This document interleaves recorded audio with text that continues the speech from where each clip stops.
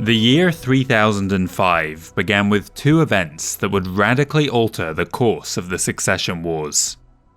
By sheer coincidence, they would take place at almost exactly opposite ends of the Inner Sphere.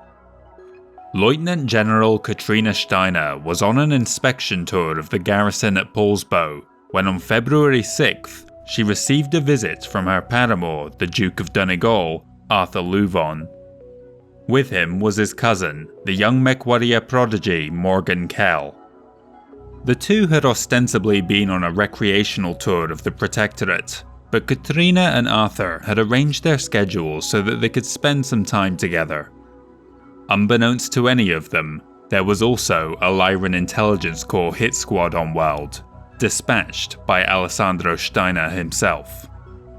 In recent years, a secret society had emerged within the Lyran Commonwealth, one that stood to oppose the despotic use of the Loki Terracell against its own people. This group was known as Heimdall. They vowed never to let another Claudius Steiner terrorize their realm. Such an organization served as a check on the Archon's power, and naturally he tasked the LIC with uncovering and eliminating any suspected members such as Arthur Louvon. Before the assassination could take place, Heimdall was able to alert the Duke, but they mistakenly believed that Loki's target was actually Steiner's niece.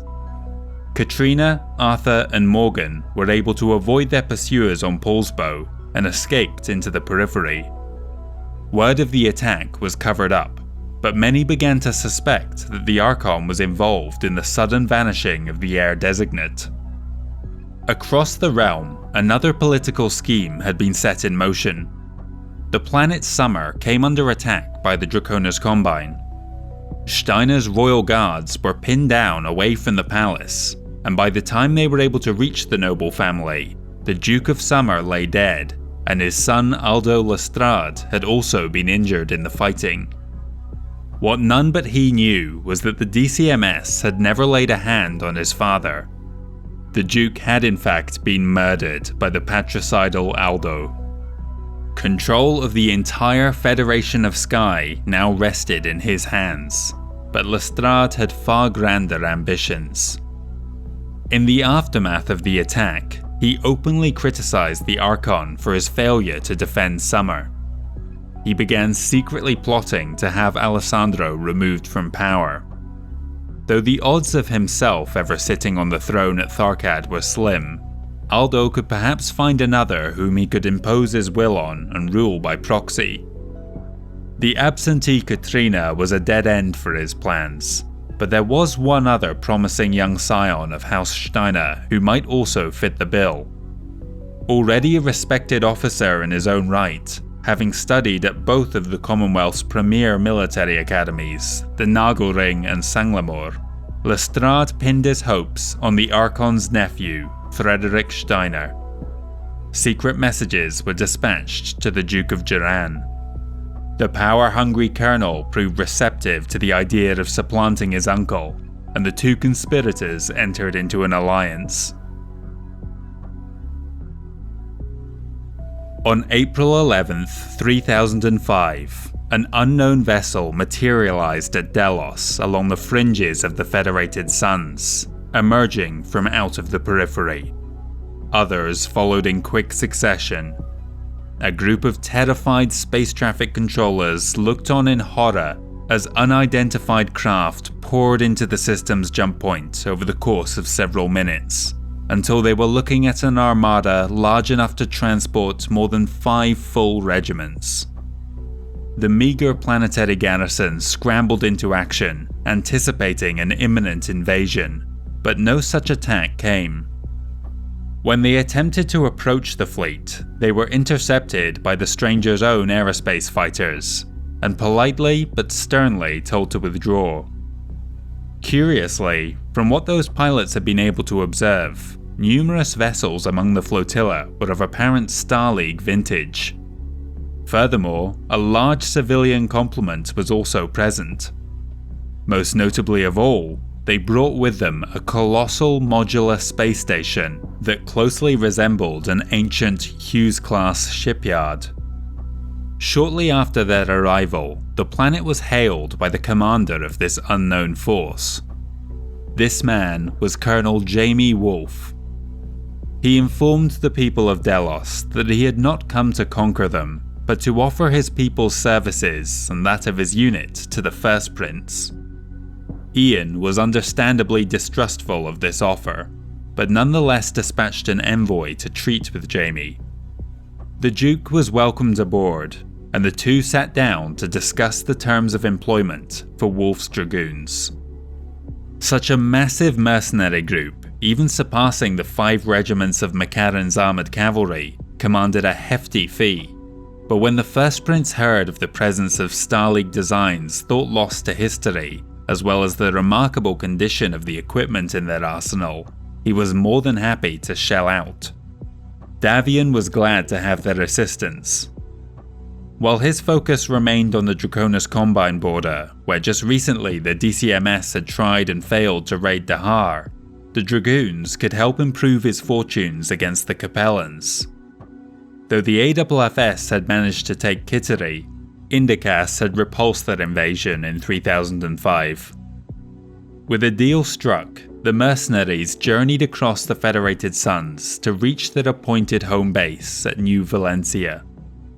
Once there, they began construction on the fortified compound that would come to be known as Fort Jamie. While in orbit, others were busy assembling Hephaestus Station.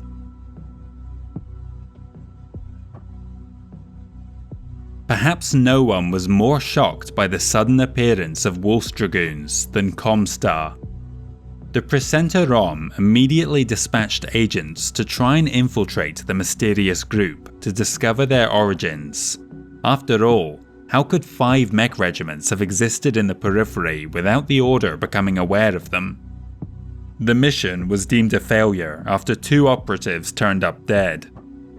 Rom suspected that Jamie possessed some unknown truth serum that allowed his mercs to see through any cover story, but this could not be confirmed.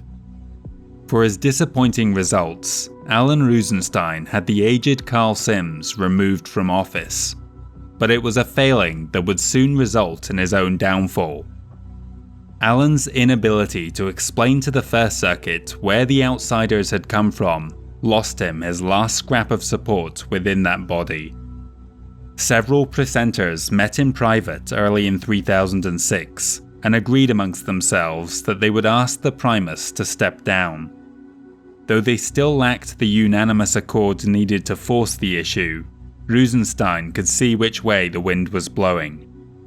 Stepping forward into his place was the unassuming Presenter Atreus Julian Tiepolo. As concerned as he was with the mystery of Wolfe's Dragoons, the Primus recognized that their main priority during this period had to be undermining the resurgent Freewells League, helmed by the astute Janos Marik. To help combat the rising value of the M-Bill, the First Circuit approved a 20% increase in cost across all HPG traffic. The move risked angering the other successor states, but as long as the only alternative to their service remained impractical courier jumpships, the great houses would have no choice but to continue paying. ComStar's rivalry with the Freewells League went back to 2837, yet despite the disastrous communications interdiction that had almost brought down the realm, more Marik heirs had joined their order than any other ruling family. Janos's son Thomas was just the latest to join the order in 3006. Already, the nefarious new Presenter Rom, Vesser Christopher, had succeeded in befriending the estranged Anton Marik. He would personally guide the Duke of Procyon's hand along a path that was sure to escalate tensions between himself and his brother, the Captain General.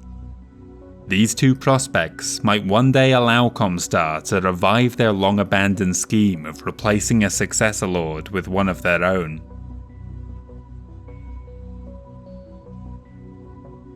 Few worlds had seen such vicious fighting during the First and Second Succession War as those around Chesterton, but at the onset of the Third, Chancellor Otto Liao had finally acknowledged the reality that they were lost to the Capellans for good. Since then, they had been comparatively peaceful, but Maximilian Liao decided to once again direct his military in that direction, if only in the form of limited raids. To ensure that these did not grow into anything more substantial, Ian Davion decided to assign the newly acquired Wolf's Dragoons to the task of halting such attacks. It took Jamie Wolfe only until February 3006 to find their base of operation on Halloran V. The speed at which the mercenaries were able to pinpoint their location shocked the First Prince. These foreign mercenaries were not only capable of fielding an enormous weight of battle mechs, but they had their own intelligence agency to boot. Wolfnet, as their spy network was called, may have been in its infancy, but it would quickly prove itself a match for any successor state equivalent. With some urgency, Ian's advisors began pressuring him to launch a preemptive strike against the Dragoons on the suspicion that they were Liao double agents, for how else could they have come up with a target so quickly? Davion dismissed their concerns, however, and ordered Jamie to commence his attack. The Dragoons waited for the Liao raiders to depart Halloran for another mission before infiltrating the system with their Beta, Gamma, and Delta regiments, supported by the Assault Battalion Zeta and their elite infantry unit, 7th Commando. Alpha may have been absent, but Wolfe himself travelled to Halloran to take command of the operation. The initial landing on February 11th saw them quickly overrun the Liao command base, forcing the SUCKit to withdraw. The Northwind Highlanders fell back to defensive positions scattered throughout the Shobal River Valley, while the regulars from the Blackwind Lancers retreated to the capital Gethin.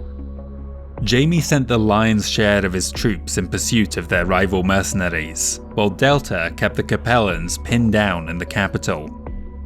Halloran was more than just a simple staging post. It was one of the largest exporters of copper ore across the entire Confederation. Wolfe knew therefore that it was only a matter of time before Liao reinforcements arrived, and thus they would need to secure the planet before that could happen. The Capellan troops were far from the decrepit and ill-equipped forces they had been under prior chancellors, however, and would not give the Dragoons an easy victory. A sudden midnight counterattack at Gethin nearly turned the tables on Delta, but their colonel, Travis King, held his regiment together. The next day, 7th Commando repositioned to the rear of the city and tricked the garrison into thinking they were about to be surrounded. Their breakout effort was harried all the way to the mountains, where the rout soon spread to Marian's Highlanders. Both units were in full retreat just as their reinforcements arrived on the 18th, but by then they had lost their foothold on the planet. Wolf's Dragoons had won their first victory.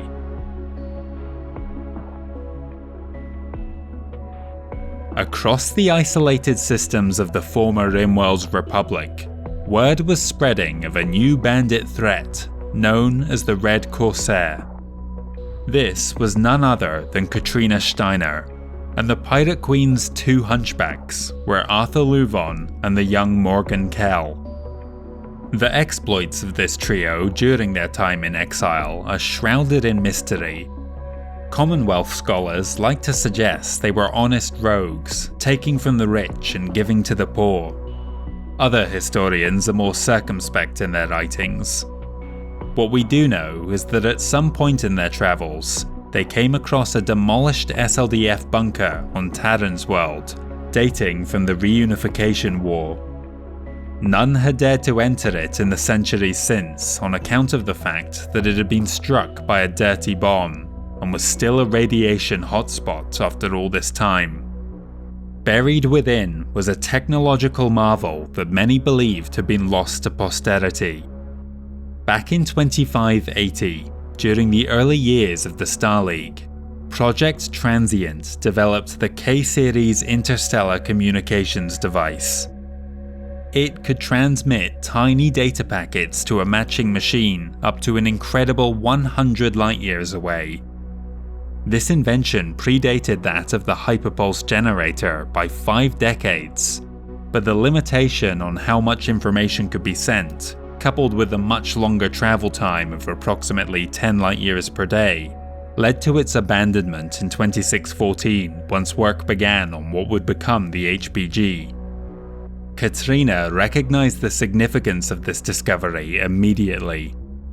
A means of communicating secretly without interference from ComStar could prove vital if the organization were ever to issue another interdiction as they had against Tharkad in 2823. In May 3006, Katrina Steiner crossed back into the Lyran Commonwealth after her 14-month absence. Without drawing attention to herself, she met secretly with numerous members of the Estates General to ascertain whether they would support her in a political struggle. Unsurprisingly, none were opposed to the idea of Katrina replacing her uncle. Next, she cajoled those few senior officers who had not yet abandoned Alessandro into standing aside in the coming confrontation. Later that year, the fears that many within the LCAF High Command shared over the Archon's policy of concentrated weakness were realized when the Freewells League undertook a deep raid of their own, striking at the poorly defended but hugely important Alarion, Bolin, and Coventry. They were even able to retake control of Pollux during that same operation. This disaster would not have been possible without Steiner's terrible mismanagement of the LCAF, and it robbed him of the last of his supporters. Katrina could see that the time had come to act.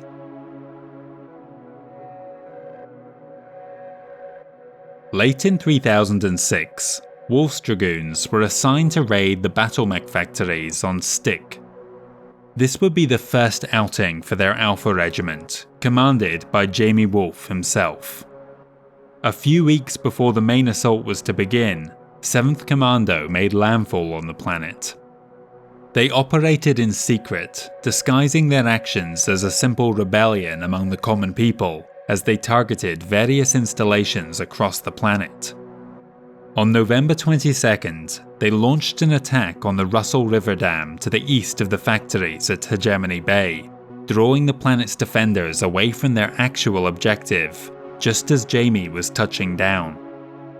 The Commandos had secured a 2-hour window for Alpha to steal whatever parts and equipment they wanted and plant explosives on any machinery they couldn't take with them.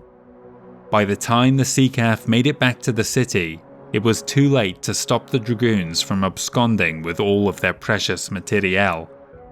Buoyed by this success, Epsilon would launch their own raid into the Confederation early in the new year.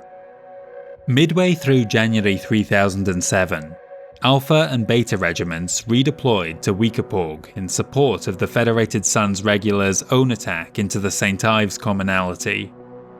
Ill fortune meant that this move coincided with a deep raid against their own home base on New Valencia by McCarran's Armoured Cavalry, the only other mercenary group of like size with the Dragoons. After leaving the employ of House Kurita the previous decade, the unit had settled within the Confederation, and command had passed to Archie McCarran after his brother's death 5 years prior. The Big Mac, as the armoured cavalry were called, had recently come under fire from the Capellan people as anti-mercenary sentiment grew in the face of Wolf's stunning raids. The Battle of New Valencia was going to be personal then. Senior officer on the planet was Colonel Wilhelmina Korst, who withdrew her outnumbered forces back to their command bunker, Fort Jamie. Though Archie McCarran seized the capital, the Liao mercs were unable to breach the compound. As soon as word of the attack reached Ian Davion, he dispatched the entire Eridani light horse to lift the siege. However, Liao agents reported their departure from Colchester back to the Big Mac before the apocalyptic showdown between 3 of the Innisphere's premier mercenary units could take place. The armoured cavalry withdrew back to the Confederation, leaving a trail of destruction in their wake. In retaliation for the carnage they had unleashed on the civilian population of New Valencia, In February, Jaime dispatched 7th Commando and the Special Recon Group to destroy McCarran's supply depots on their own homeworld of Menka. Again, Colonel Archie called for vengeance, but this time Maximilian Liao interceded and demanded that he stay put.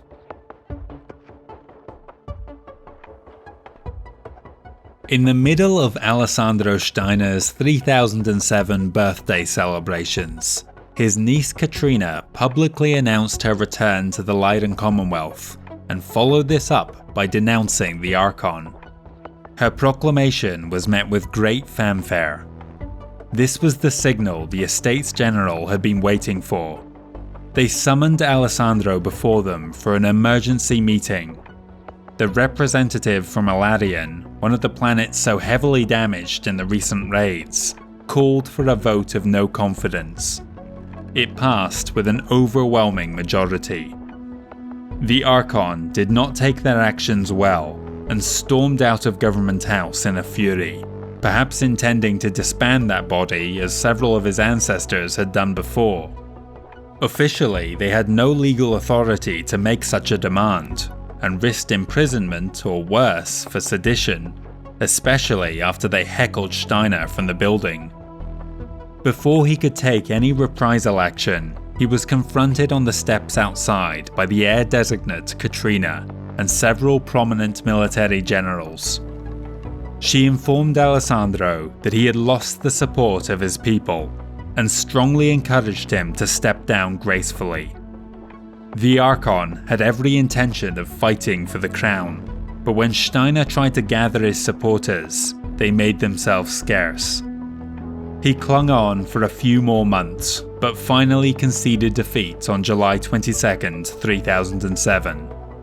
Alessandro Steiner resigned from office, reluctantly clearing the way for his niece to take power.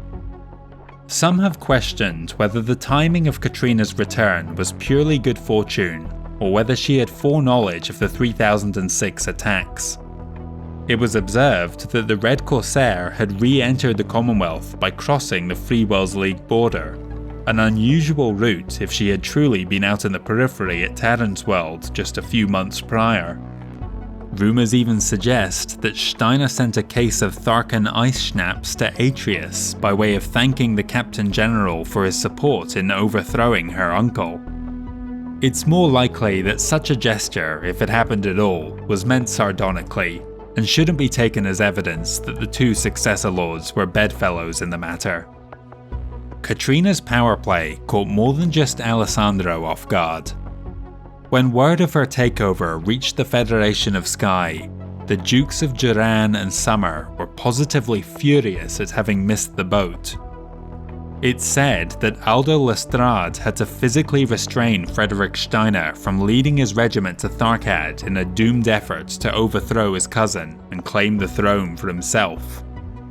If the two of them were to achieve their ambitions, they would need to play the long game, forging new alliances and manipulating events in that corner of the realm to weaken support for the new Archon. Then, further down the line, they could seize any opportunity that presented itself to have her removed from office.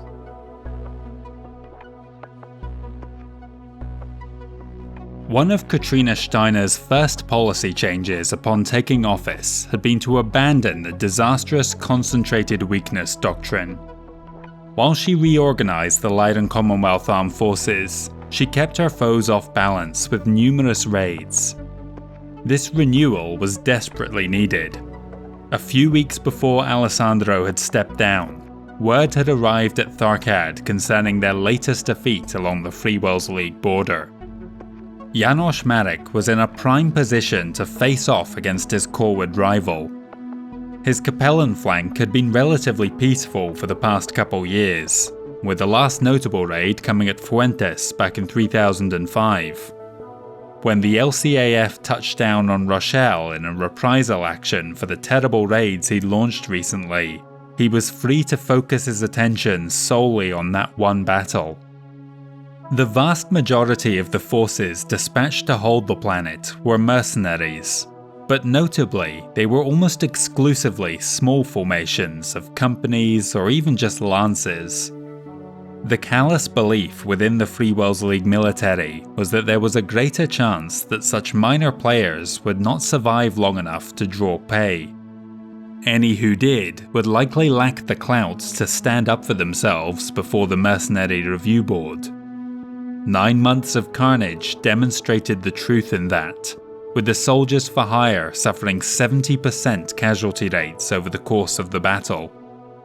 With the planet secure, Janos Marik ordered the remaining military materiel on world to be gathered together and used to replace any gaps in the regulars.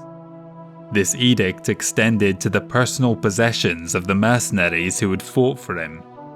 The Captain General might have succeeded in this ruthless play, were it not for the opposition of one exceptional individual. Major Cranston Snord was a former member of Wolf's Dragoons, who had been dishonourably discharged for abandoning his position during the Battle of Halloran to plunder a collection of meerschaum pipes. He had since won command of a new unit, famously taking possession of McFinney's Manglers during a poker game. His skill at Rochelle had saved the lives of many other MechWarriors, several of whom flocked to his banner in the aftermath. Rather than voluntarily disarm, Cranston fought his way free from the planet on June 17, 3007, and fled Corward into the Lyran Commonwealth. There, he negotiated a deal for the newly rechristened Snord's Irregulars, requesting little in the way of payment, simply an opportunity to get vengeance on Janos Marik. This came later that year at Dunny, when the Irregulars supported the LCAF attack against the planet. Curiously, Cranston specifically requested that his unit be based out of the Clinton system when he signed his contract with Steiner. Shortly after setting up shop there, he established a museum of ancient artifacts, the newest addition to which were some priceless musical instruments lost for many centuries, recovered from a Star League derelict during the raid on Dunny. The emergence of this museum so soon after his arrival on Clinton has led many to speculate that Snord had foreknowledge of a hidden compound buried somewhere on the planet. Where that information came from is anyone's guess, but the most popular theory is that he is still in contact with Wolfnet and operating as some sort of treasure hunter for Jamie Wolf. Both men routinely downplay their association.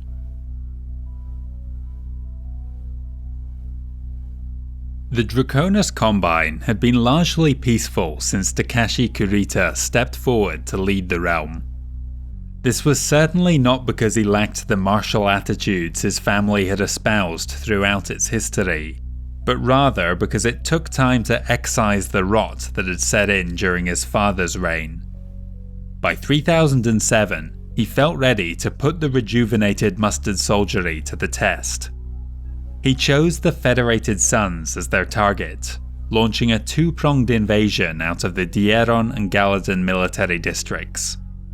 He would personally take to the field alongside the latter group. Since becoming coordinator, Takashi had returned many of the powers Hohiro had subsumed for himself back to the warlords, but he also made it clear that everyone would have to prove their worthiness in his new regime. The Taishus both acquitted themselves well, and the Draconis Combine grew by another 6 worlds. Despite these successes, it was clear that Kurita could not afford to neglect the Lyran border. Katrina Steiner had launched a series of attacks to disrupt DCMS activity while the Commonwealth transitioned between Archons. One of those killed during the raids was Richard Sorensen, warlord of the Razelhague military district.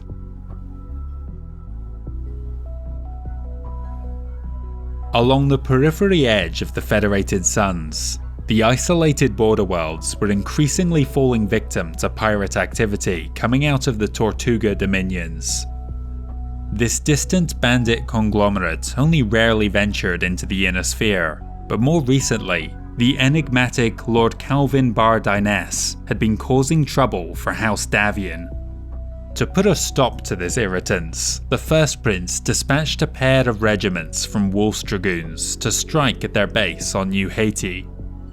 They reached the far-off planet in September and quickly routed the villainous pirates. Back in more familiar territory, Jamie's mercenaries saw action on Wikipog in November, then undertook a raid of their own at Poznan in the final month of 3007. This was merely an appetizer for what was to come the next year.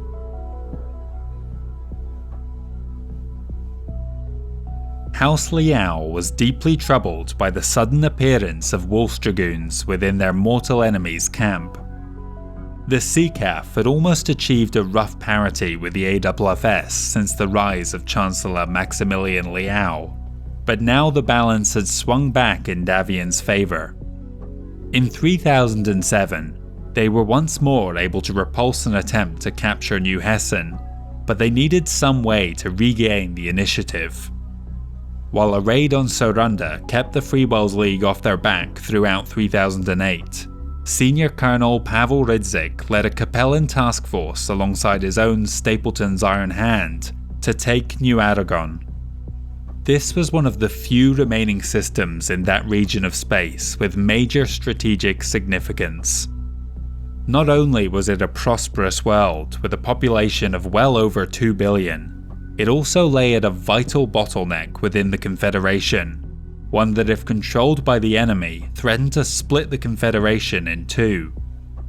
When the planet fell, Liao hastily redeployed a strength of 8 battlemech regiments to secure his prize. First Prince Ian Davion wasted no time in issuing an inflammatory speech, promising that he would soon return to reclaim the system.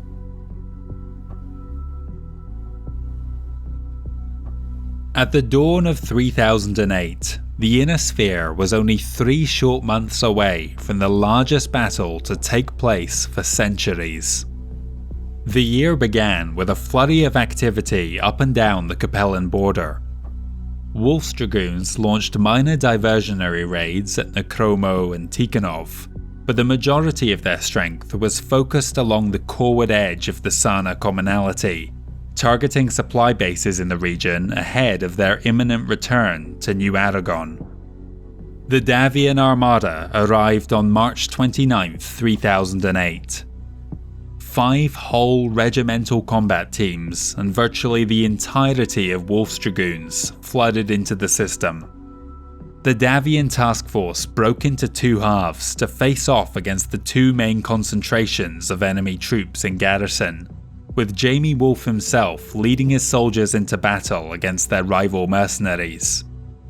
It was a clear sign of his growing reputation that he was even given command over the 4th Deneb Light Cavalry, not that they had much impact. During the initial atmospheric entry, the Regulars' dropships suffered severe damage that kept much of their strength out of the battle for more than a week. Marion's Highlanders may have been defeated back at Halloran V, but now it was the turn of their 3 sister regiments. A similar defensive strategy, this time dispersed throughout the Monte Estacado region, proved almost completely impenetrable. Repeated efforts by Delta to overrun their lines were turned back. On their 5th attempt, Colonel Travis King was killed by an aerospace fighter, becoming the first regimental commander of Wolf's Dragoons to lose their life in battle. The decisive engagement came at El Diablo Pass, where 7th Commando employed the same infiltration tactics as they had at Gethin on Halloran to fool the defenders into thinking that they had been flanked by a much heavier force. This allowed Zeta to break through the Waco Rangers at the entrance to the pass, a gap which the rest of the Dragoons flooded into, forcing the encircled McCormack's Fusiliers to retreat. This proved to be a turning point in the campaign, and by the summer, the battered Capellan Confederation armed forces were in full retreat. To ensure they would not lose their grip on the world again, Davion ordered the Aragon borderers to be raised from the planet's population and added to the ranks of the AFFS. Their sister regiment, the Kittery borderers, also came into being around this time, securing the Federated Sun salient into the St. Ives commonality. After the pounding they had taken during the reconquest of New Aragon, Wolf's Dragoons remained on New Valencia throughout the second half of 3008, licking their wounds. Though their troops were idle, Wolfnet continued to assist the Federated Suns in gathering intelligence. Reviewing these reports, Lieutenant General Ran Felsner saw a brief window of opportunity to take the planet Daniels. Not waiting for authorization, he ordered his Capellan March militia to attack later that year, completing their mission in 3009. Though such a move would have resulted in recrimination in some of the more rigid militaries, the First Prince was pleased to see his officers taking the initiative, and promoted Felsner to command of the more prestigious Davion Heavy Guards.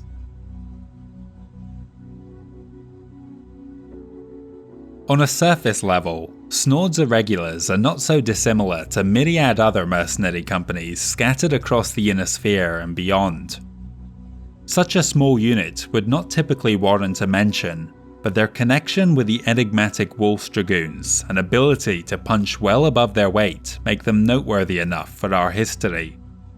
A few months after entering service with House Steiner, they were used in the defense of New Kyoto.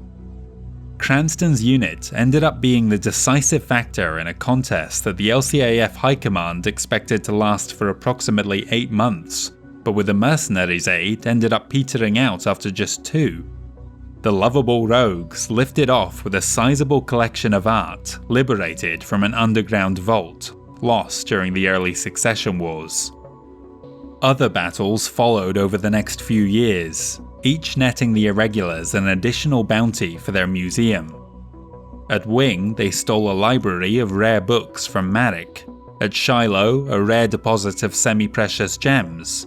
At Rochelle, the world at which the unit experienced their trial by fire, Snord and his followers returned to make off with a catalogue of antique photographs. The invasion of Amity may have failed, but the Mercs stole the Jewel of Sumatra before fleeing. Then, at Alula Australis in 3009, they made off with a gallery of famous portraits. This new wealth of artifacts turned their museum on Clinton into a popular tourist destination, even drawing the patronage of Katrina Steiner herself. This budding relationship with the Archon gave Cranston greater leeway to continue with his light-fingered behaviour, sacrificing more tangible objectives in favour of further embarrassing the Captain General and his blundering military.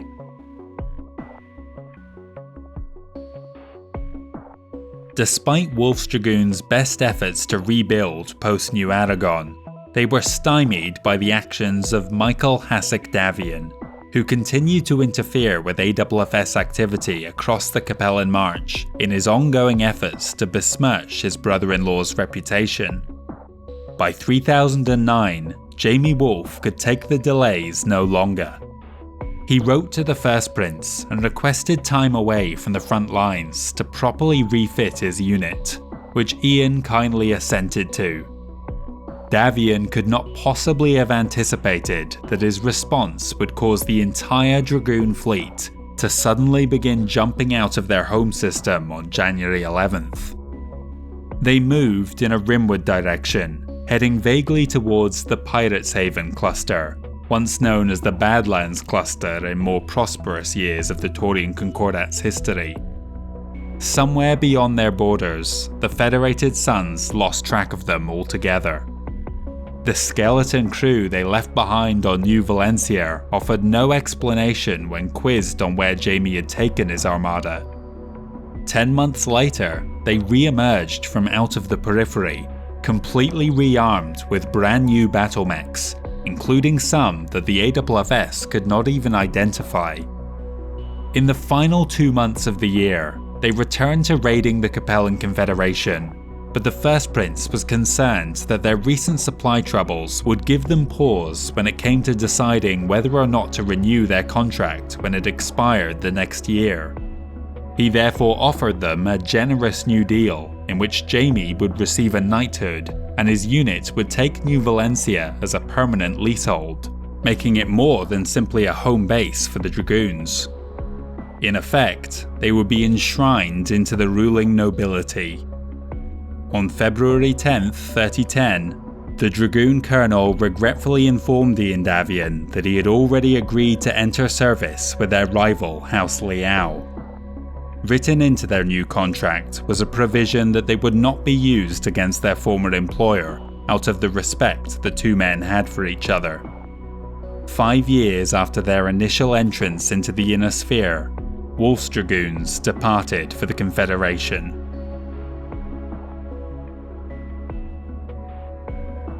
Wolf's Dragoons' vanishing act and subsequent reappearance alongside hitherto unseen battlemech designs nearly caused a mass panic within ComStar.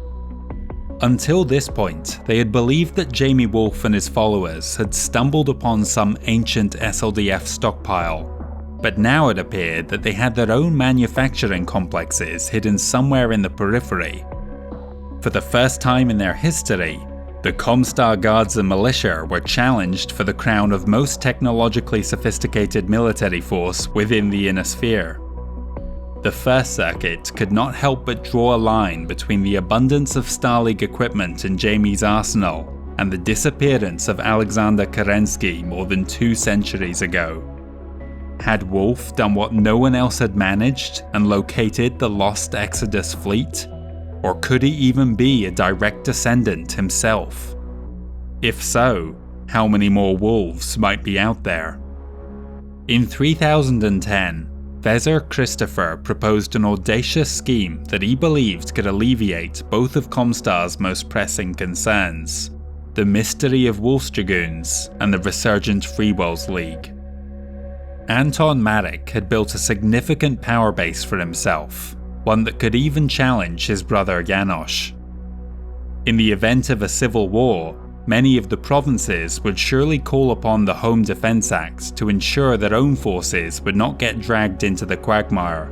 Thus, the contest would likely be primarily fought between federal troops. As yet, the Duke of Procyon did not possess sufficient military strength to go toe-to-toe with the Captain General, but if he could be reinforced by mercenaries, that could tip the balance in his favour. That was the crucial detail of the Precentorom's master plan. Vesser planned to solicit Maximilian Liao and get him to commit the Wolf's Dragoons to the operation in return for a cessation of hostilities along that front. From there, Christopher could manipulate the mercenaries' deployment during the coming conflict to ensure they suffered enough damage that they would have no choice but to make another voyage into the Periphery, one that ComStar planned to track to their homeworld.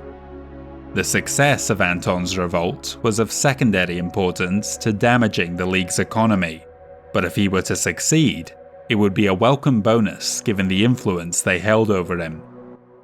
It was certainly a convoluted plan, but one that Primus Julian Tiepolo admired the audacity of. Over the next few years, Vesser Christopher served as a go-between for the would-be rebel and the Capellan Chancellor, though neither ever discovered his links to ComStar.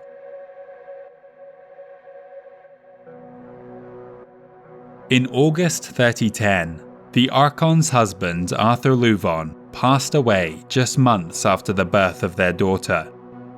Barely in his 30s, he had succumbed to a virulent strain of cancer. The existence of the Project Transient device recovered from Terran's world, later codenamed Fax Machine, was one of the most closely guarded secrets within the Commonwealth. But those in the know speculated that Arthur had suffered a lethal dose of radiation while exploring the abandoned SLDF base. In his will, Louvon left an enormous fortune to his cousin Morgan Kell, whom he and Katrina had been on the run with during their time in the Periphery. Morgan and his younger brother Patrick had lofty goals for their new inheritance.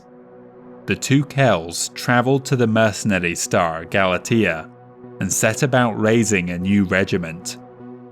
By focusing first on hiring the best technicians and Aztecs they could find, It drew the interest of many MechWarriors who would never have typically considered working for somebody with zero experience running a mercenary command. Their family connection to the BattleMech factories on Ark Royal also promised a wealth of spare parts, ensuring that any successful applicants would have their machines fully repaired in due course. Any bureaucratic obstacles Morgan faced could be neatly sidestepped by presenting the obstructing party with a handwritten note from Katrina Steiner herself. By October 3010, the Kell Hounds became the newest addition to the ranks of the Inner Sphere's mercenaries. Though many had suspected the Kell brothers were only acting on behalf of the Archon to raise a private bodyguard unit for her, the Hounds instead undertook their first mission for the planetary government of Galatea, putting down a violent religious uprising. Even under these challenging circumstances, the new unit excelled. Just 2 weeks after their first confrontation with the Church of Jesus Magnificent, order had once again been restored, with far less bloodshed than even the most optimistic estimates. The success of this difficult operation earned them considerable respect, and shortly thereafter, the Hounds accepted a generous new offer from Katrina Steiner that saw them recalled to the capital of Tharkad.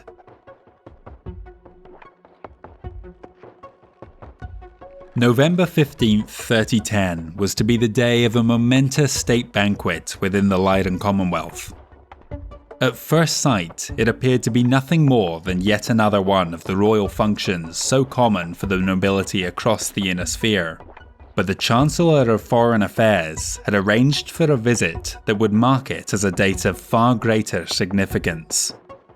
In attendance was First Prince Ian Davion of the Federated Sons, the first time since the dissolution of the Star League High Council in 2781 that two of the successor lords had met face to face.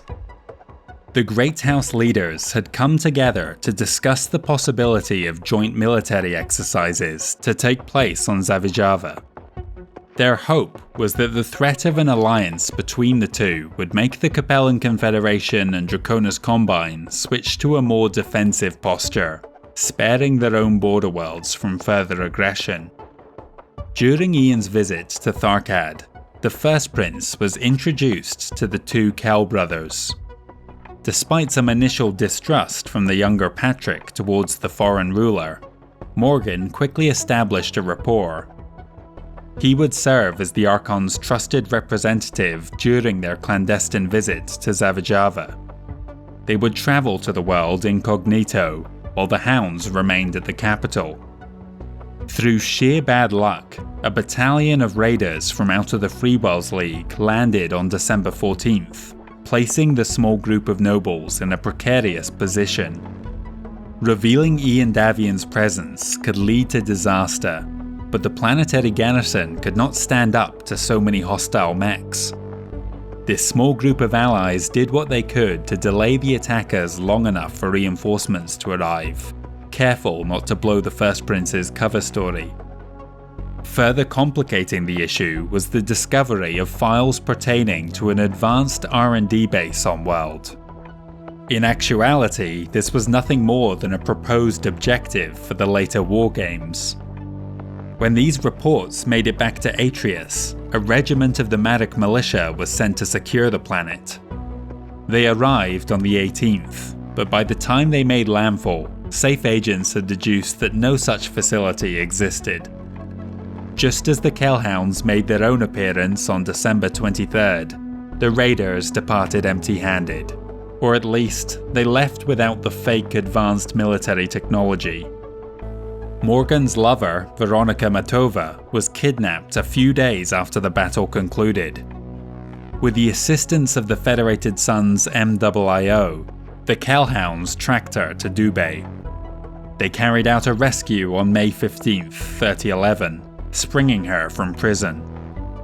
The mercenary colonel expressed his enormous gratitude towards Davion, and since then, the Kells have maintained strong ties to both their native Lyran Commonwealth and the Federated Sons.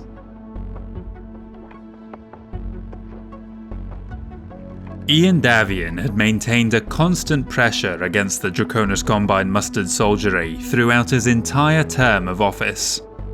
His latest effort had been a raid against Moor, but this was small fry compared to the larger battles ahead. The border between the two successor states was in constant flux, but this was in stark contrast to the Lyran Commonwealth boundary, which had been largely static since the conclusion of Operation Freedom. The Archon wished to restart the offensive, beginning with the ever-contentious Severin. Back in 2992, Alessandro Steiner had raised Winfield's guards, named as much for the last kernel of the famed stealths on which they were patterned as much as they were for the planet on which they were based. Both regiments were assigned to the Liberation, which was scheduled for 3011. Some of its soldiers were Severan natives, and thus possessed knowledge that would be useful for scouting the environment. A stroke of good fortune came in the spring, when bandit raiders from out of the Periphery struck the world, damaging Kuritan positions ahead of the LCAF's arrival. Despite their confidence, the attack went awry when the 2nd Winfield Guards were lured into a mountain ambush and completely boxed in by heavier assault mechs. Among the dead was the Archon's cousin, Major Donna Steiner. Katrina dispatched reinforcements to assist what was left of the unit, but it quickly became apparent that they would need to withdraw. The 2 surviving battalions were reformed into Winfield's Brigade, but that name is a misnomer, for it still masses less than a full regiment.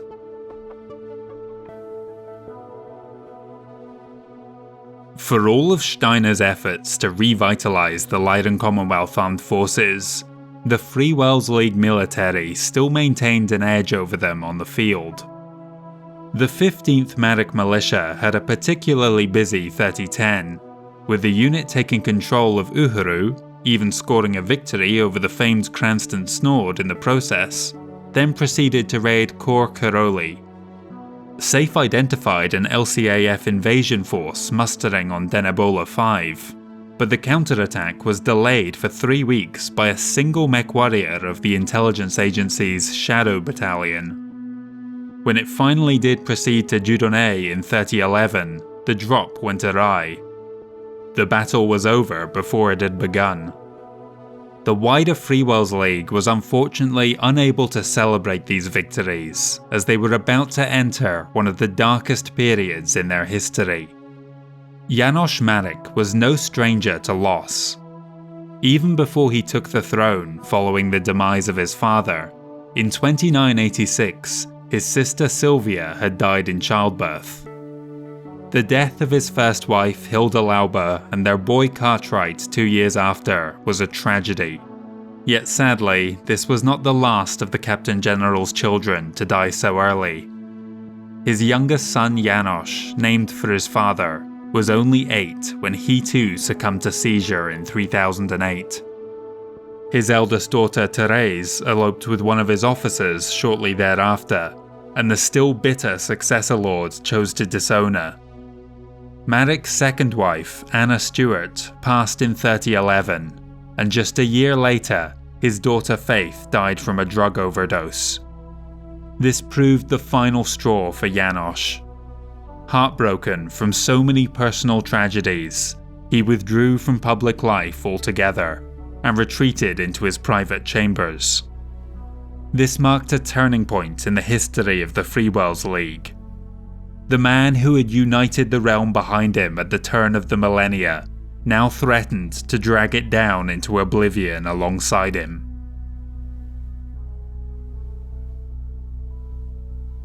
Wolf's Dragoons' service with the Capellan Confederation got off to a rather slow start. Their exact reason for concluding affairs with Davion is still unknown, but there is strong evidence to suggest it was the mercenary group's executive officer, Joshua Wolf, Jamie Wolf's brother, who pushed for a change in employer. The 2 notable AFFS raids against St. Loris in 3010 and then Thomas the next year, as well as the DCMS raid on Arboris in 3011, were all repulsed without having to call on the mercenaries for assistance. SUCKit doctrine at the time called for keeping their powerhouse mercs, such as Wolf's Dragoons and McCarran's armoured cavalry, as a mobile reserve, ready to respond to any incursion with overwhelming force. When the Freewells League launched a major attack out of the Duchy of Andorian into the Cyan Commonalty early in 3011, the Dragoons were at last thrust into action.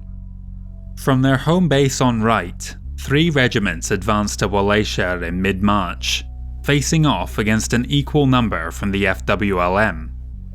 This was the first outing for Colonel Sarah Weiss at the head of Delta, and she quickly made a name for herself, slowing the enemy's advance considerably by using fast and mobile tactics to strike at their supply bases to the rear. Frightened invaders began to refer to her as the Ghost. Despite her superior tactics, Marik reinforcements soon arrived to swing the battle firmly in favour of the Freewells League.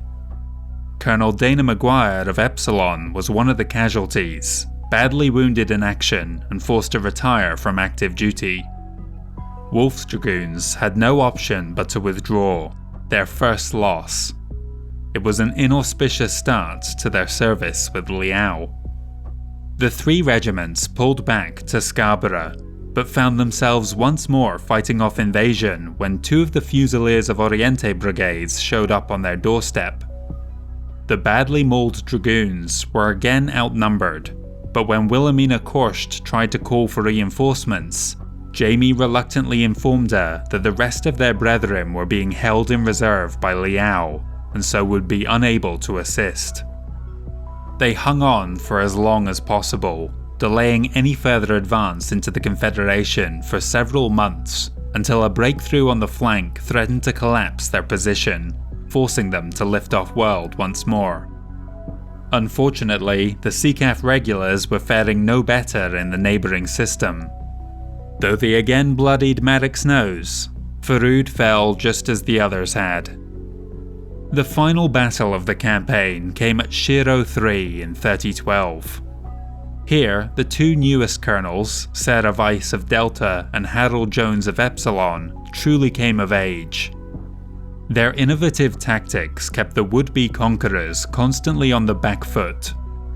Their faster battle mechs were supported by the much heavier assaults of Zeta Battalion. Alas, that unit would not escape Shiro unscathed, as Colonel Frank Wells lost his life leading an assault. Though the Chancellor ultimately recalled his forces from the system, the Marik advance had been so badly mauled that they lacked the manpower to press any further, buying this region of the Confederation some degree of peace. In the aftermath of the hard-fought campaign, Liao expected Jamie Wolfe to request a vast wealth of spare parts in order to get his Dragoons back up to fully operational status. Some scheming members of the military even hoped to trap the mercenaries in the infamous company store cycle, used with such success by the Draconis Combine. This was not to be. The 2 Wolf brothers negotiated contracts for themselves directly with the arms manufacturers. Notable partnerships included the Blackwell Corporation, Ceres Metals, and Federated Boeing. Most shockingly, the Dragoons' Hephaestus station was demonstrated to be no mere Starleague relic, but a fully operational shipyard capable of undertaking major repairs on damaged dropships.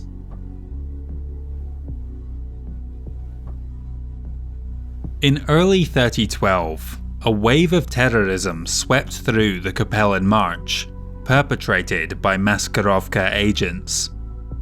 Word of these attacks couldn't avoid the attention of the First Prince, and so in March, he dispatched the one individual he trusted most of all to take command of all AFFS forces in the region and restore order: his younger brother, Hansa Davion, the man who many referred to as the Fox for his legendary cunning. The Field Marshal could not believe how bad the situation had gotten when he arrived. The troops were near mutinous, so angry were they with how little interest the higher-ups had shown them compared to the more fashionable Kuritan campaign. Hansa immediately started searching for the culprit, though there was no definitive proof, he strongly suspected that Michael Hasek Davion was to blame. In his diaries from this period, he would often disparagingly refer to his half-brother as the Weasel. Before his investigations turned up any evidence, more pressing matters diverted his attention. McCarran's armoured cavalry conducted a damaging raid against New Bern. In retaliation, the Prince Imperial pursued the Big Mac back to their forward operating base on Highspire, but there they ran into larger concentrations of Capellan troops than anticipated and had to withdraw. Davion wanted some kind of victory to boost the morale of the troops under his command, and believed he saw an opportunity to strike at the military infrastructure on right while Wolf's Dragoons were still off-world facing down the Marik threat. The ambitious venture went ahead later in 3012, easily sweeping aside the second-line mercs garrisoning the planet in Jamie's absence.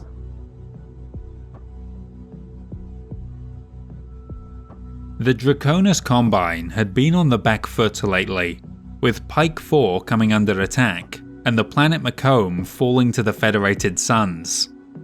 Coordinator Takashi Kurita was eager to reverse that trend and resume his own advance, but delays in moving replacement parts to frontline units prevented him from making any progress.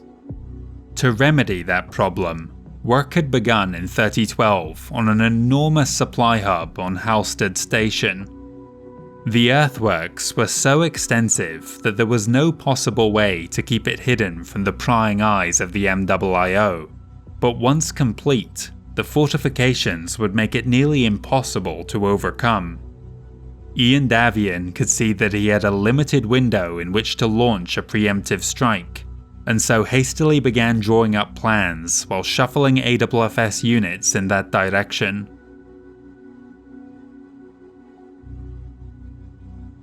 The Free Worlds League managed to continue chipping away at the Lyran Commonwealth throughout 3012, in spite of the Captain General's lethargy.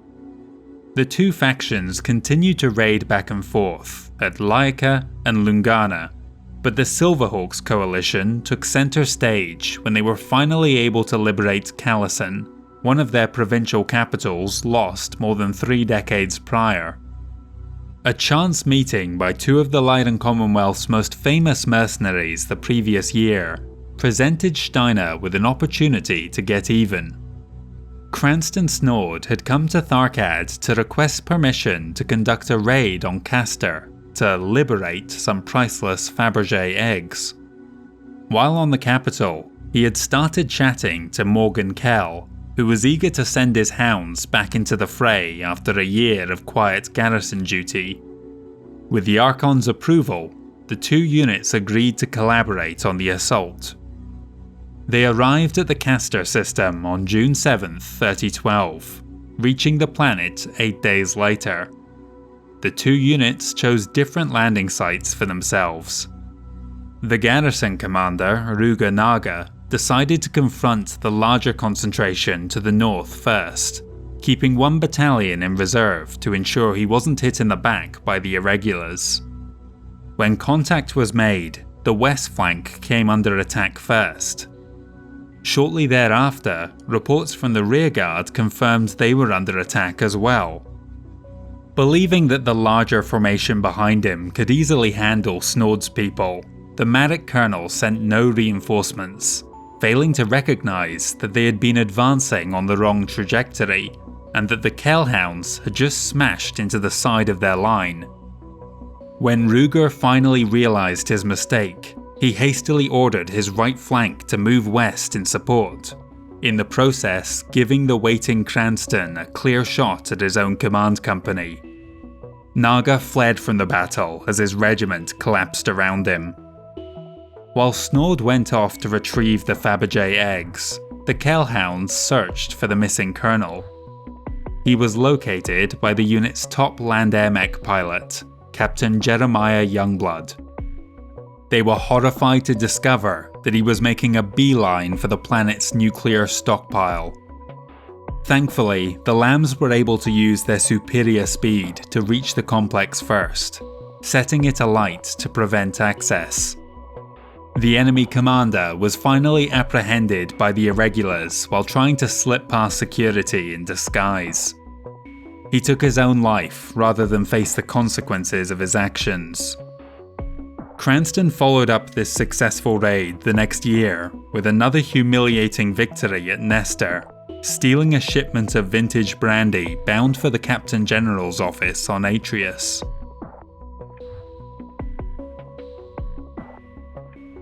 When the Kell Hounds' first contract with House Steiner came up for renewal towards the end of 3012, the Archon was faced with a sudden wave of criticism from the Estates General for her generous fees and familial favoritism.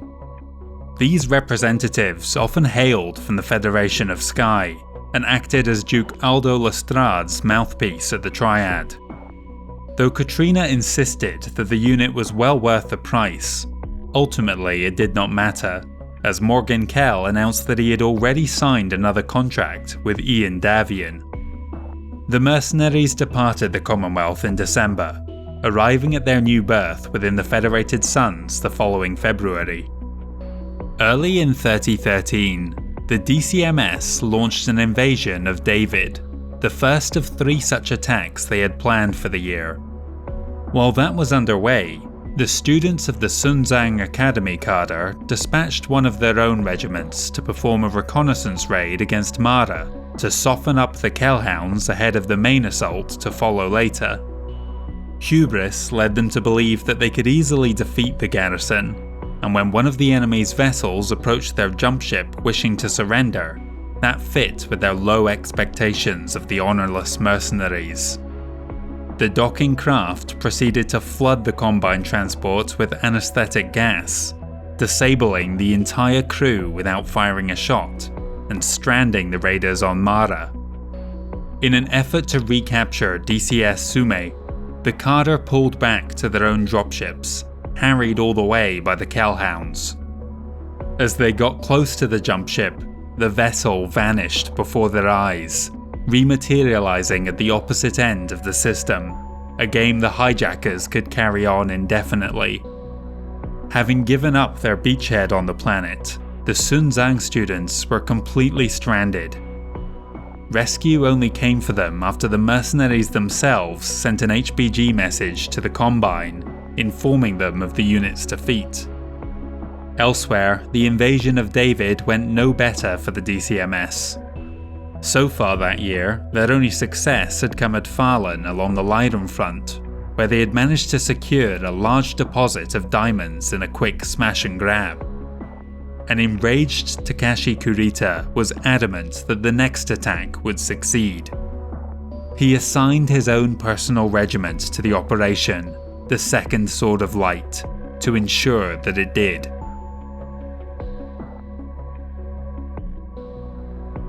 In 3013, Wolf's Dragoons were split in 2 and redeployed to the Kava and Principia systems at opposite ends of the Capellan Confederation. The damage caused to Wright during Hansa Davion's raid was significant enough that it wasn't worth garrisoning the world with such a strong force anymore. Perhaps the most fortunate side effect to come with this change in scenery was an increase in the distance between their home base and that of Makaran's armoured cavalry. Under Liao rule, they were notional allies, but this hadn't prevented a barroom brawl from breaking out on Bithynia during some unfortunately timed mutual R&R. Nor were Archie Makaran's lot the only individuals to hold Wolf's Dragoons in contempt. Colonel Wayne Waco had sworn bloody vengeance after his son had been crushed under the foot of one of Zeta's battle mechs when the Waco Rangers had been defeated at El Diablo Pass on New Aragon. The hatred was so intense, Wayne left the service of Liao as soon as Wolf signed their own contract, and swore he would never fight alongside them in the future. Another more subtle threat to the Dragoons arrived at Carver in May. Duchess Candace Liao, the Chancellor's eldest daughter and heiress. Officially, she was there to merely perform some simple ceremonial duty and conduct an inspection, but Wolfnet suspected she had more nefarious goals. Perhaps hoping to win the unit as her own personal plaything, Candace attempted to seduce Jamie Wolfe. Alas, she had no luck there, as Jamie remained loyal to his existing partner Ellen, the mother of his 3 children. Initially, Liao had better luck with Epsilon's Harold Jones, but after a few weeks she realized he had been stringing her along the whole time and had no intention of betraying his commander to elope with Candace. The young Liao noble left in disgrace. From her perspective, the Duchess felt like she had been belittled by Wolfe's people at every turn after she had only tried to earn their respect. There was no love lost between her family and the mercenaries, perhaps leading both parties to misinterpret the other's actions. The threat Candace posed wasn't realized until October, when Jamie Wolfe's archer suddenly exploded during a training exercise. The colonel escaped death by ejecting at the very last moment. It was unclear at first who had made the attempt on his life, but more conclusive evidence came in December, when an assassin was killed attempting to gain entry to Jamie's villa. All of their equipment was standard issue for Capellan Death Commandos, a unit helmed by Candace's most recent lover, Warren Poe. Whether he had done this at Liao's request or on his own misguided initiative remains unknown. This was far from the only sinister plot to take place in the Confederation that year. On March 25, 3013, the population of Truth, a people known for their firm belief in peaceful coexistence with the other successor states, was slaughtered by bandits. 50,000 people were killed in the massacre, more than 90% of the planet's inhabitants. Liao decried the actions of these barbaric renegades, but the true culprit was Pavel Rydzik, under orders from the Capellan Chancellor.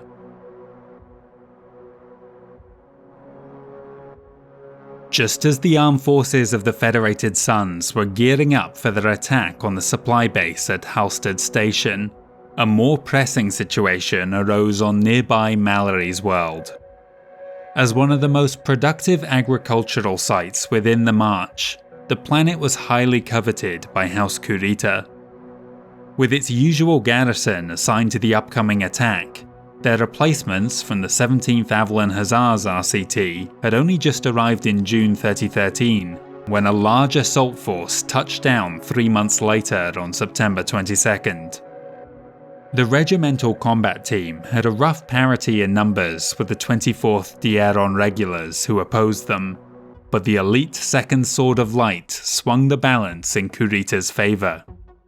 General Eugene Drivers fell back to the capital of Coulterville. Affairs of state prevented Takashi from deploying alongside his unit, leaving command of the Coordinator Zone to Taisar Aratomo Goto instead. Ian did not want to spoil his chances at Halstead Station by pulling one of the regiments away to assist Mallory's World, so he decided instead to intervene personally.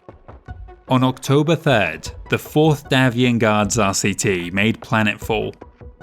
By this point, the Kuritans had set half the continent afire as they ignited any farmland they came across, permanently despoiling the continent. Despite a numerical advantage, the reinforcements were at first unable to break the siege of the capital. On the 10th, Major General Charlemagne Duncan led a charge that at last allowed the 2 units to regroup, but it was a move that cost the officer his life. Now the armed forces of the Federated Sons went on the offensive, each regiment squaring off against one of the DCMSs.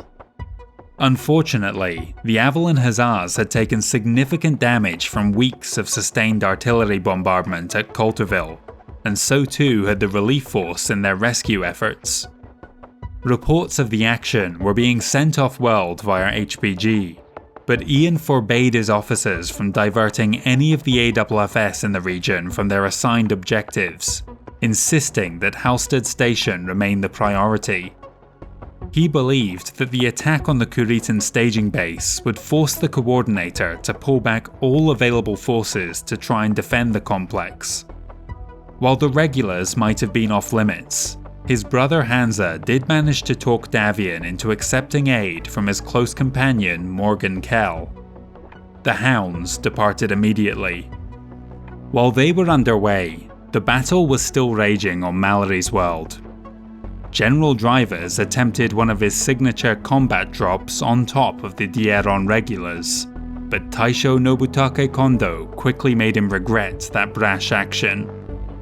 Eugene chose to save his battle mechs when he pulled back into the city on October 18th, but his slower conventional forces were wiped out.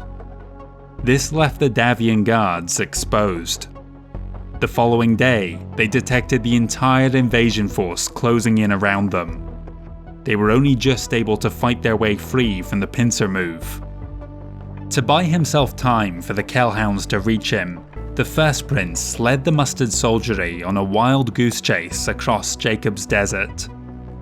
This brought the Combine unexpectedly into contact with a neutral mercenary group, Chloe's Cavaliers, who were stationed at Mallory's world on an independent contract. Whether they wanted to become involved or not, Kurita's shoot first, ask questions later policy dragged them into the conflict on the side of the Federated Sons. Unfortunately, they could do little to turn the tide, and on October 21st, Ian was cornered at Desolate Pass. An effort by the mercenaries to relieve him resulted in the death of their leader, Chloe Reed. Their new commander, Nikolai Mason, lifted off with what was left of the Cavaliers. Davion's pursuers could only traverse through the narrow canyons in single file, giving the Successor Lord an opportunity to nullify their numbers advantage. While the rest of the guards fled through the ravine, hoping to regroup with the Avalon Hussars back at Coulterville, Ian decided that he could run no longer. Transmitting on all channels, he dared the Kuritans to come in and get him. Aritomo Goto obliged. At the controls of his Atlas, the First Prince single-handedly eliminated the entire command lance. He at last met his match in Chusa Yorinaga Kurita, a distant cousin of Takashi. Dual PPC hits to the cockpit killed Ian instantly. Mere minutes after the battle concluded, another commenced. Racing to the First Prince's aid had been the Kell Hounds, but alas they arrived at the scene a moment too late. Though Morgan Kell could not save his friend, he could prevent Davion's body from falling into the hands of the Kuritans. Strung out within the valleys of Desolate Pass, the DCMS had no choice but to pull back and regroup. The Sword of Light had sustained significant damage, and much of their leadership was dead. Thus, they withdrew from Mallory's world on October 29th. For slaying the great Ian Davion, Yorinaga Kurita was promoted to Taisa and given command of the Coordinator Zone. This was not yet the end of the battle on Mallory's world. DCMS reinforcements in the form of the 2nd Legion of Vega arrived on November 5th, but they were unknowingly racing towards their own doom. The Kell Hounds kept them occupied while the Avalon Hussars and Davion guards spent the next 6 weeks undergoing repairs, at the end of which they were just about combat effective. On December 15th, all 3 AFFS units descended on the Legion of Vega in a surprise attack, and utterly eradicated the unit. Now they turned on the Davion Regulars. A similar battle plan almost crushed them in like fashion, killing Taisho Kondo. His replacement's only concern was extricating what was left of their command. The Regulars managed to reach their dropships on the 17th, and promptly departed.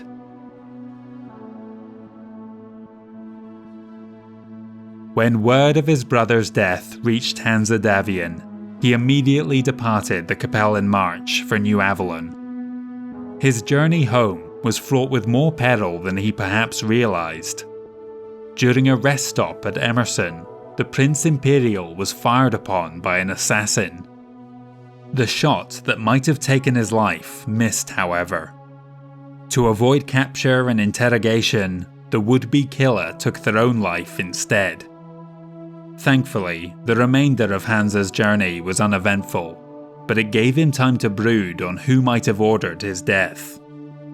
There was no love lost between him and his half-brother Michael Hasek Davion. Following the death of George Hasek on May 30th, 3013, the treasonous noble had ascended to the position of Duke of New Syrtis, but he clearly had his sights on an even grander title. For now though, he would have to stew in his failure to eliminate the last obstacle standing in his way. Hansa became the new First Prince upon reaching New Avalon. The transfer of power from one Davion to another went remarkably smoothly, all things considered. Maybe it was because the two brothers trusted each other so completely and had worked closely together directing the armed forces of the Federated Sons that it gave their enemies little opportunity to exploit the death of the First Prince. The same could not be said for the two Marik brothers, Janosch and Anton. Their relationship had completely collapsed, a result of anger, greed, and no small amount of outside interference. Come 3014, the animosity that had been brewing for the past decade reached a boiling point. When the Duke of Procyon declared open revolt against the failing Captain General, the Freewells League was once again plunged into civil war.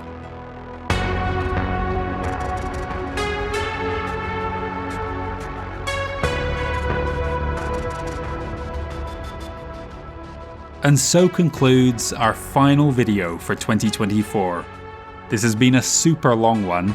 You can see now why I split the Rise of the 5 Successor Lords into 2 parts. Even this video alone could probably be split again down the middle.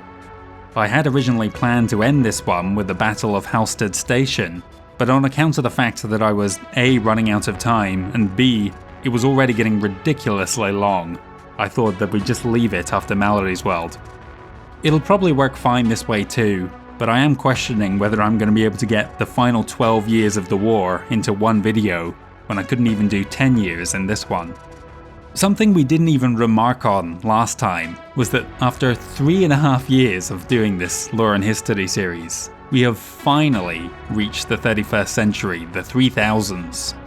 I never would have imagined it would take this long to reach the quote-unquote start of the setting, but we are finally approaching that point.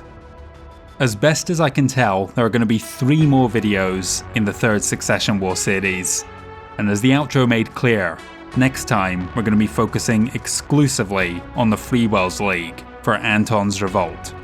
It's going to be a bit of a special episode. That too I anticipate coming in at around about an hour. I thought originally it would end up being the longest of the 3rd Succession War series, but these last 2 have made me question that. Anyway, I am very glad to have them done. We've now witnessed the rise of each of the 3025 Successor Lords, Maximilian Liao, Hansa Davion, Takashi Kurita, Katrina Steiner, and next time we'll find out which of the 2 Marik brothers is going to come out on top. I'm sure 99% of you already know, but just in case somebody new is watching this, I'll leave that a mystery for now. Anton's revolt was unexpectedly the part of the setting which I've had the most fun doing the research and writing for, so I'm looking forward to it. Perhaps even more important than the Successor Lords themselves though, are the rise of 2 particular mercenary groups, 3 I suppose if you want to include Snord's Irregulars, but I was referring more specifically to the title characters of this Dogs of War episode, Wolf's Dragoons and the Kell Hounds. Those 2 are far more than just run-of-the-mill mercenaries. They're going to become extremely important in the future. At the moment they might just be guns for hire, but they will become much more involved in the political side of things, playing kingmaker in some cases during the later conflicts. That about wraps up everything I want to say for this video and for this year indeed. If you enjoyed it today, you can give it a like, you can share it around with other people who you think might be interested. Let me know what you thought in the comments below and I will try to respond to as many of you as I can. You can subscribe to the channel if you want to see more videos like this one. There'll be several more coming in the new year, I can assure you. and if you want to support me on Patreon, there's a link in the description as well. I sincerely hope that I did manage to get this video out just before Christmas. If you're hearing this, you'll know that I did. So all that's left to say is that I wish you a happy holidays, a Merry Christmas, and a Happy New Year.